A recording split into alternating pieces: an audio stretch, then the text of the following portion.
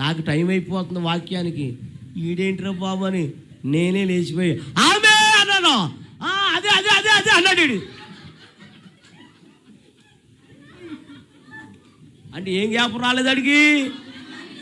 అదే అమ్మా, నేను లేకపోతే సాయంత్రం దాకా అదే అన్నేమో. స్తోత్రం చెప్పండి అమ్మా.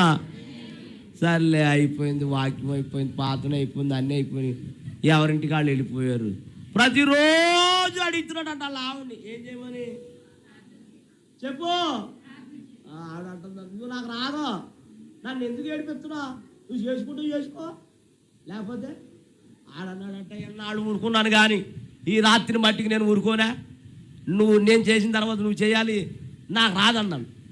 ఏలేమ్మా, ఈ మట్టికి రాత్రి చేయలేదనుకో, నీ ఈపు చెప్పు పర్లా.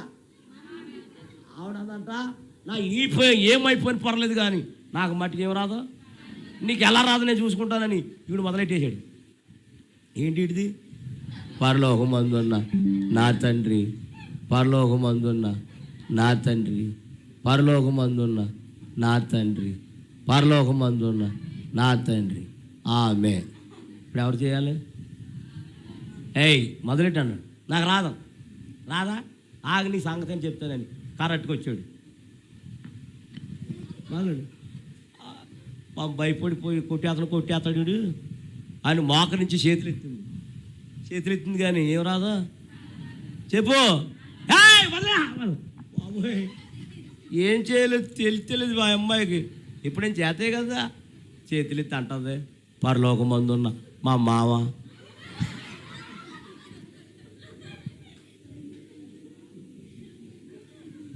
పరలోకమందున్న మా మామ, పరలోకమందున్న మా మామ, పరలోకమందున్న మా మామ, పరలోకమందున్న మా మామ. ఆమె ఆడేమో కళ్ళు మూసుకోకుండా గుడ్లు చూస్తున్నాడు అంటాడు. ఏంటి అదేం పాతనే, ఏంటి ఆ పాతనేంటే అని అడిగాడంట. అప్పుడు ఇవి లేచి అంటదంట, ఏంటి నువ్వు తెగరెచ్చిపోతున్నా, ఇందాకేమన్నావు నువ్వు? పరలోకమందున్న నా తండ్రి. మరి నీ తండ్రి నాకేమవుతాడు?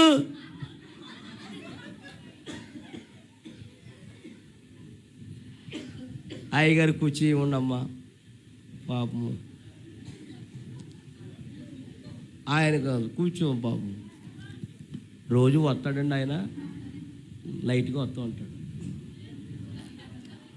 ప్రార్థన వినుడి పావనుడా, గట్టిగా